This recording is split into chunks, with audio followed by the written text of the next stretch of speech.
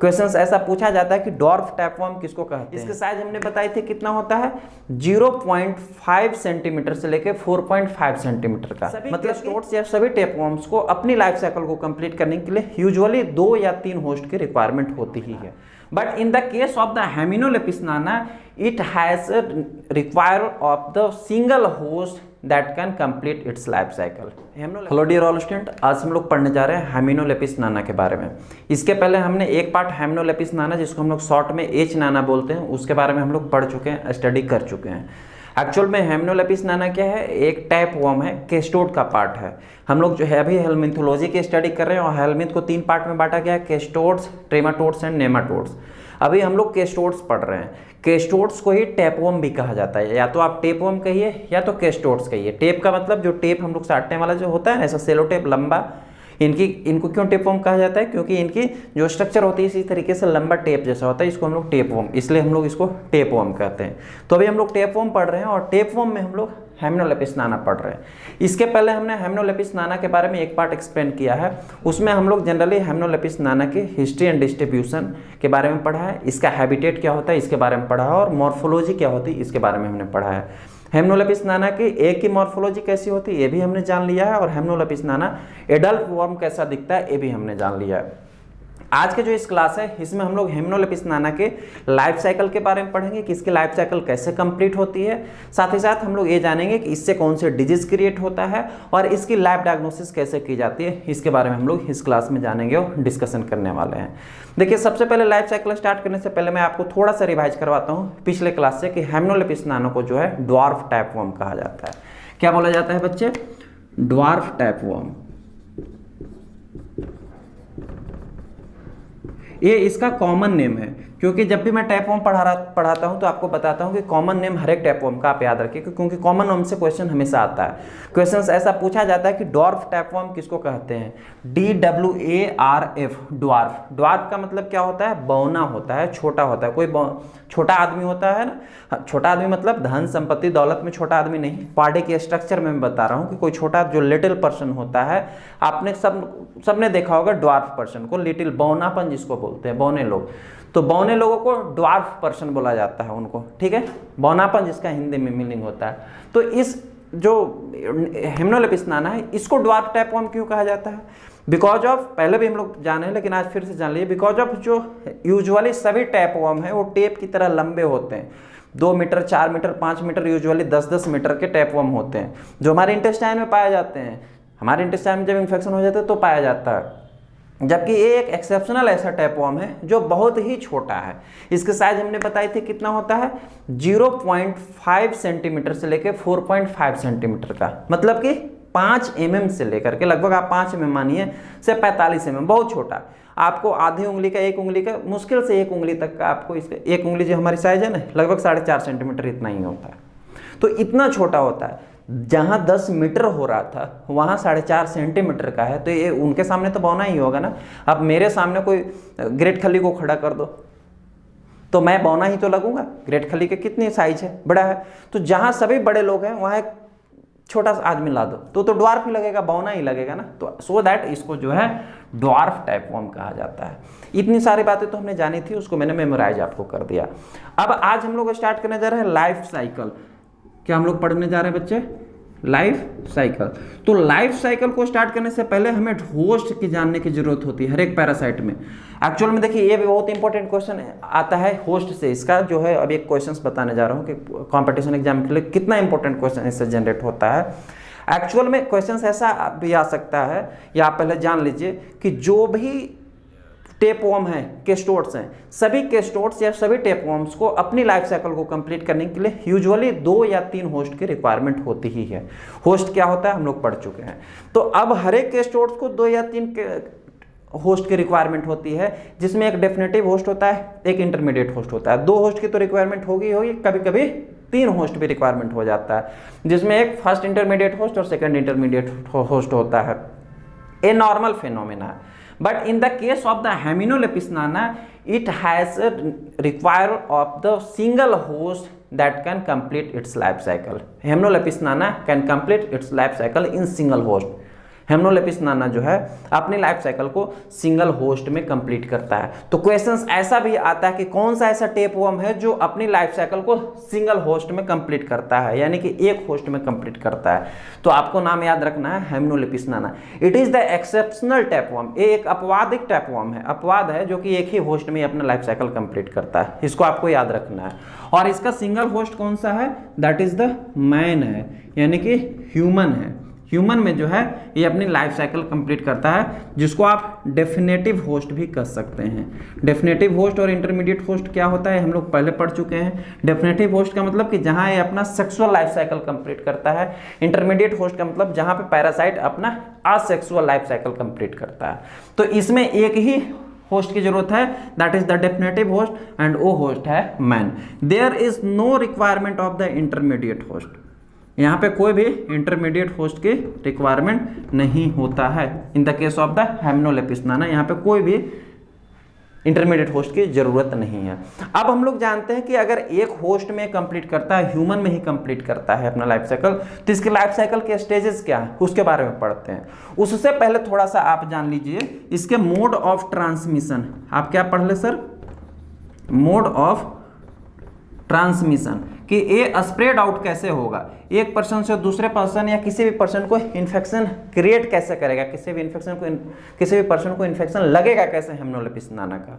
तो देखिए एक्चुअल में इसका जो मोड ऑफ ट्रांसमिशन है वो है via the contaminated food and water. अभी एक आपको स्टोरी सुनाने वाला हूँ, एक्चुअली में मैं क्लास के ड्यूरिंग नहीं बताता हूँ, लेकिन ये आजकल मेरे दिमाग में स्टोरी आ ही जा रहा है बीच बीच में, तो मैं सोचता हूँ कि उसको बता दूँ, और उसको बताना इसी से रिलेटेड है, कोई बाहरी स्टोरी नहीं है। अभी देखिए हमारे इंडिया में जो भी इंडिया के स्टूडेंट देख रहे होंगे लेक्चर, ऐसे फॉरेन के भी बहुत सारे स्टूडेंट देखते हैं लेक्चर, तो वो भी अपने यहाँ के सिचुएशन के अकॉर्डिंग सोच सकते हैं इस बात को। हमारे इंडिया में एक्चुअल में आज आज़ादी के 70 साल के बाद हम लोगों ने एक जागरूकता अभियान यहाँ चला, हर एक गाँव घर में शौचालय बनवाने का। क्या बनवाया जा रहा था, शौचालय। क्यों? 70 साल तक हमें ये सेंस नहीं पता चल रहा था। बहुत से लोगों के यहाँ शौचालय था, लेकिन सभी के यहाँ शौचालय नहीं था। वो शौचालय क्यों बनवाया गया? बिकॉज ऑफ हम लोग सभी लोग जो शौच करने जाते थे वो खेतों फार्म में जाते थे, खेत में जाते थे, झाड़ियों की तरफ जाते थे, जंगलों में जाते थे। अब होता क्या था कि अगर हमारे इंटेस्टाइन में कोई भी पैरासाइटिक इन्फेक्शन होता था तो उसका एग या लार्वा जो है स्टूल के थ्रू वो फर्म में चला जाता था, मिट्टी में चला जाता था, खेत में चला जाता था। तो जो भी पैरासाइट का एक वहाँ से या लार्वा जाता था, हम लोग फर्म में, सारी खेती तो फर्म में ही होनी, खेत में ही होना है। चाहे आप सब्जी उगाएं, धान उगाएं, चावल उगाएं, गेहूं उगाएं, चना उगाएं, कुछ भी आप उगाते हो तो फर्म में उगाते हो। तो लार्वा, कोई भी पैरासाइट के लार्वा की इतनी इंटेंसिटी होती है कि वो फर्म में, वो जमीन में, वो सॉइल में कई वर्षों तक, सेवरल ईयर्स तक सर्वाइव कर सकते हैं। 5 साल, 10 साल, 20 साल, कुछ जो है 10-20 दिन एक्सेप्शनल, लेकिन लॉट ऑफ इतना सर्वाइव कर सकते हैं। तो अभी होता क्या था कि जो लार्वा गया, वो जो वहाँ उस फर्म में जो भी आपने उपजाया अनाज, उस अनाज को इन्फेक्टेड कर देते थे, और वो अनाज फिर हम लोग ह्यूमंस कंज्यूम करते थे, और उस कंज्यूम्ड अनाज से, कॉर्प से हम लोग फिर से इन्फेक्टेड हो जाते थे, और इस प्रकार से डिजीज की ट्रांसमिशन बहुत हाई रेट की होती थी।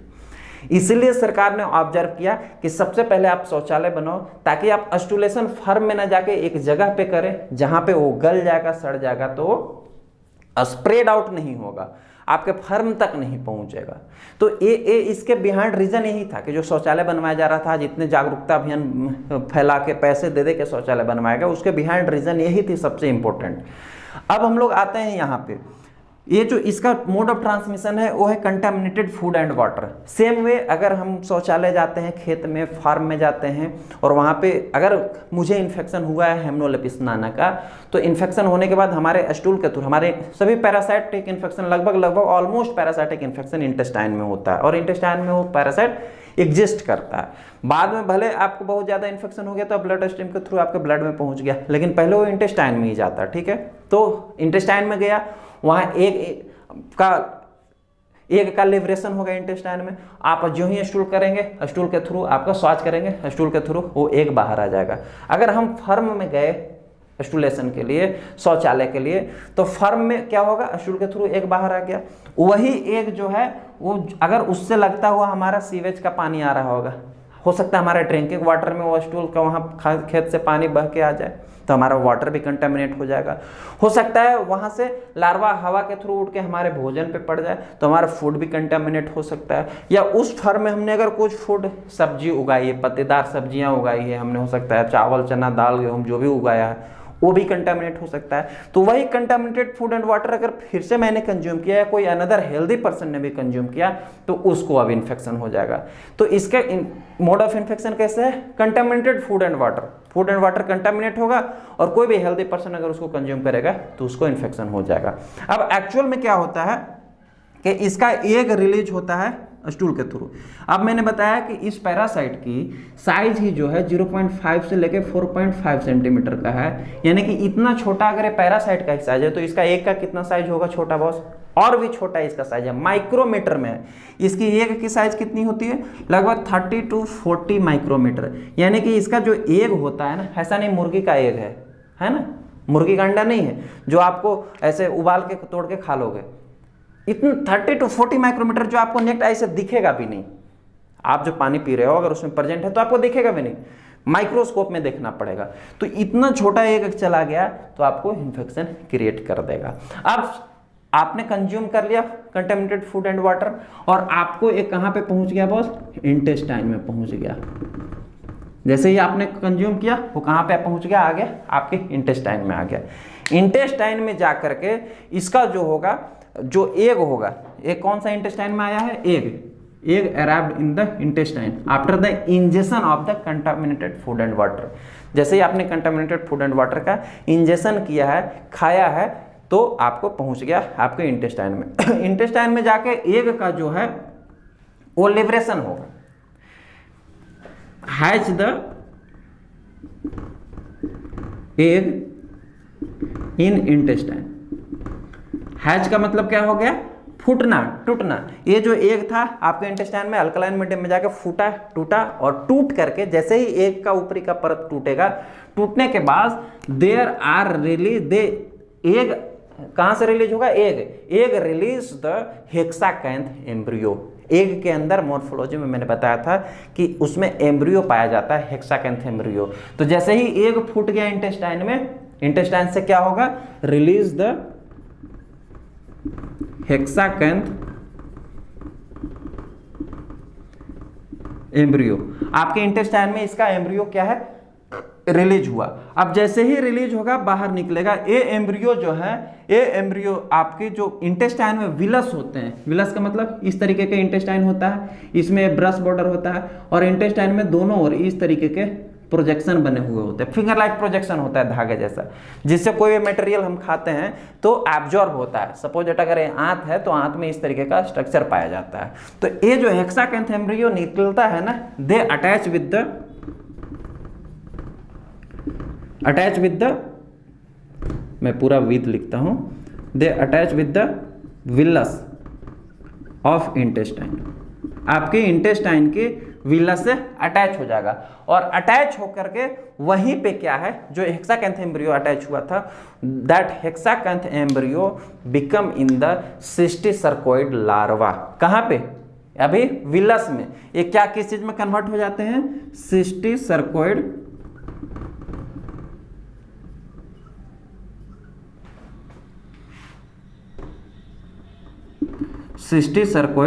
लार्वा।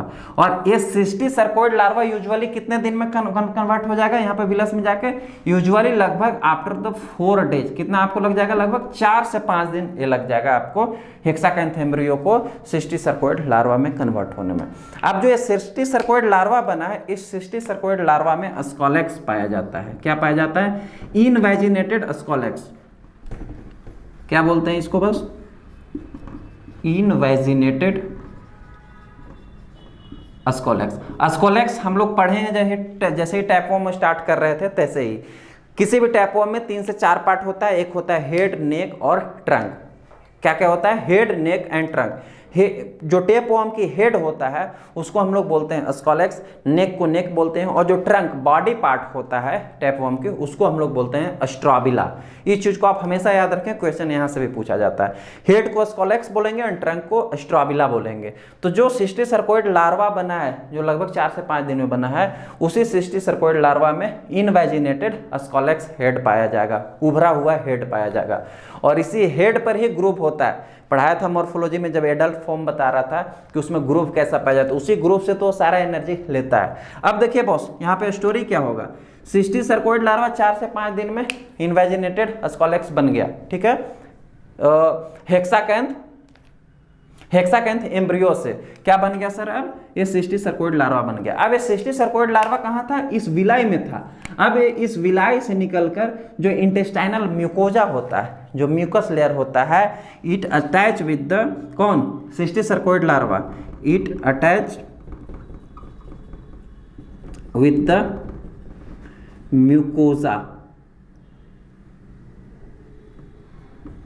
Mucosa of intestine. अब एक किससे अटैच हो गया? इंटेस्टाइन की म्यूकोजल लेयर से, इंटेस्टाइन की म्यूकोजा से अटैच हो गया। कौन? ये जो हेड वाला पार्ट था सर, ये हेड वाला पार्ट ही जाके म्यूकस में धंस गया इंटेस्टाइन में, और वहां से जो है एनर्जी लेना, आपकी इंटेस्टाइनल लेयर से एनर्जी लेना स्टार्ट कर देगा।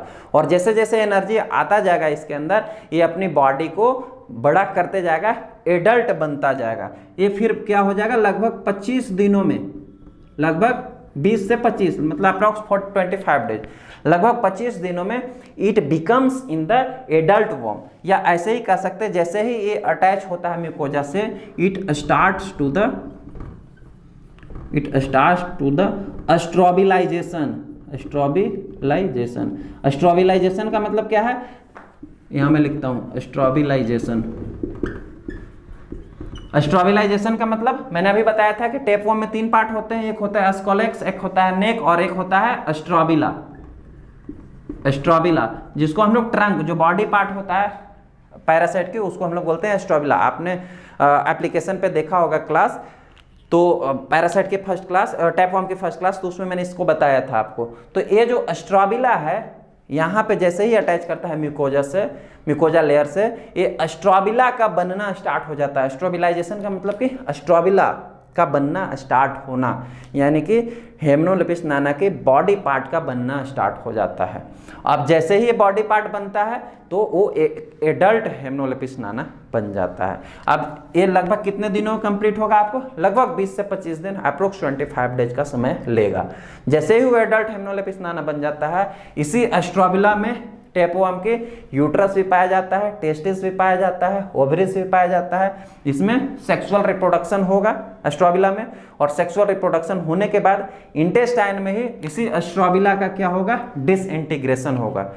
तो इसी स्ट्रॉबिला का डिसइंटीग्रेशन होने के बाद, यानी कि स्ट्रॉबिला जो है वो टूटता है, रप्चर होता है, और रप्चर होने के बाद क्या है? उससे एग का रिलीज होता है। कहाँ एग रिलीज होगा? इंटेस्टाइन के अंदर। फिर क्या करेगा ये एडल्ट, मैं यहाँ पे लिखता हूँ अब इसको, ये जो है एडल्ट वर्म बन गया, एडल्ट हेमनोलेपिस नाना बन गया। इसके बाद एक क्या रिलीज करेगा? एग रिलीज करेगा। कहाँ पर रिलीज कर रहा है? इंटेस्टाइन में ही कर रहा है, स्मॉल इंटेस्टाइन के लगभग इलियम पार्ट में, ठीक है। एग रिलीज करेगा, एग जो है फिर से स्टूल के थ्रू बाहर जाएगा। अगर हम लोग बाहर शौचालय जाते हैं, शौच करने जाते हैं, तो उस स्टूल से फिर कोई फूड या वाटर कंटामिनेट होगा, और जैसे ही फूड एंड वाटर कंटामिनेट होगा, फिर से कोई इंजेस्ट करेगा, हेल्दी ह्यूमन इंजेस्ट करके खाना खाएगा, फिर से कोई हेल्दी ह्यूमन के इंटेस्टाइन में आएगा, और ये वाला साइकिल चलता रहेगा, कंप्लीट होता रहेगा। सच वे हेमनोलेपिस नाना कंप्लीट इट्स लाइफ साइकिल। इस प्रकार से जो है हेमनोलेपिस नाना अपनी लाइफ साइकिल को कंप्लीट करता है। होप सो आपको समझ में आया होगा कि 3 से 4 स्टेप है, मोस्टली आपको बहुत ज़्यादा समझने की ज़रूरत नहीं है, इजीली याद रख सकते हैं। क्वेश्चंस कहीं से भी पूछा जाता है, जो आपको शुरू में भी मैंने बताया, और इन सब लाइफ साइकिल से भी। अब हम लोग जानते हैं कि हेमनोलेपिस नाना के क्लिनिकल फीचर्स क्या है, क्या डिजीज क्रिएट करता है, और इसका लैब डायग्नोसिस कैसे करते हैं, इस बात को हम लोग समझते हैं। अब देखिए बॉस, हम लोग जानते हैं इसके क्लिनिकल फीचर्स।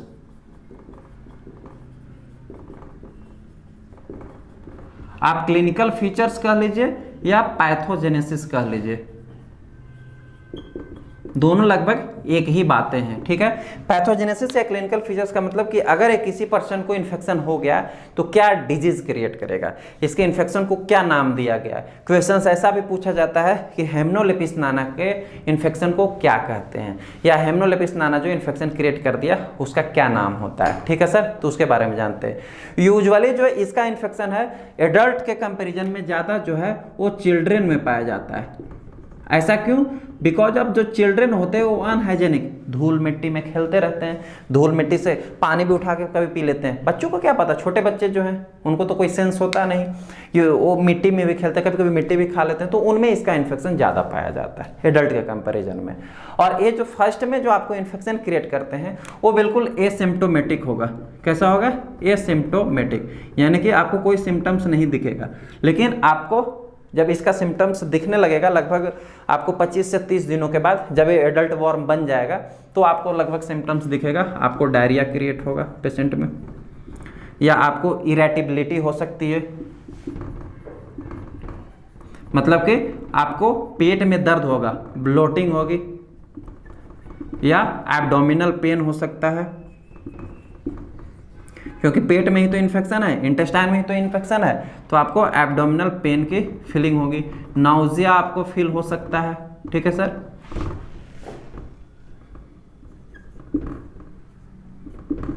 आपको वॉमिटिंग हो सकती है।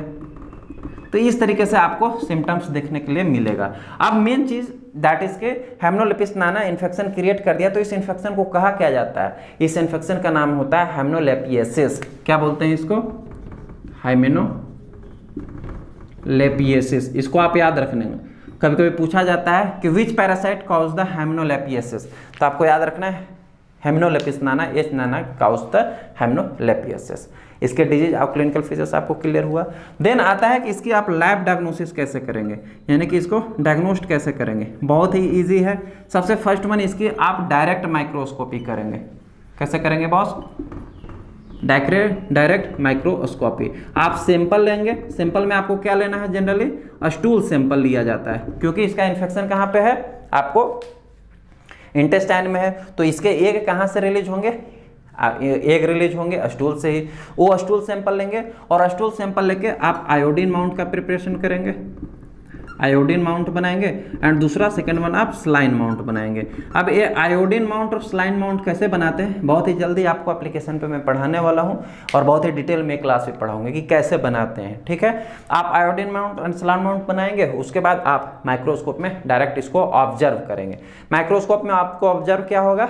एग की मॉर्फोलॉजी ऑब्जर्व होगी, क्योंकि उसमें एग प्रेजेंट होगा। एग की क्या स्ट्रक्चर मॉर्फोलॉजी होता है आपको फर्स्ट पार्ट में पढ़ाया था मैंने, जस्ट वैसा ही आपको ऑब्जर्व होगा। कभी कभी क्या है, इसके एडल्ट वॉर्म भी फिश के थ्रू बाहर एक्सक्रीट आउट होते हैं, तो एडल्ट वॉर्म भी देखने के लिए मिलेगा आपको स्टूल सैंपल में। तो आप डायरेक्ट एडल्ट वॉर्म के भी माइक्रोस्कोपी ऑब्जर्वेशन कर सकते हैं। एडल्ट वॉर्म को भी स्ट्रक्चर बना के डिटेल में आपको पढ़ाया था फर्स्ट क्लास में, तो वो भी आपको ऑब्जर्व होगा। फर्स्ट तो लैब डायग्नोसिस ऐसे करेंगे। सेकेंड वन इसका लैब डायग्नोसिस होगा, इसकी आप जो एंटीजन और एंटीबॉडी जो है वो एलाइजा के थ्रू आप डिटेक्ट कर सकते हैं। दो इसकी एलाइजा के थ्रू इसकी आपको लगभग 85% सेंसिटिव है इसके लिए एलाइजा, कि आप इसकी एंटीजन एंटीबॉडी अगर आपको इन्फेक्शन है तो आपकी बॉडी में पाया जाएगा और आप उसको इजीली डिटेक्ट कर सकते हैं वाया द एलाइजा। तो दिस टू लैब डायग्नोसिस आज predominantly use for the Hymenolepis Nana diagnosis. Hope so आपको ये क्लास समझ में आया होगा। ये है लैब डायग्नोसिस हेमनोलेपिस नाना की।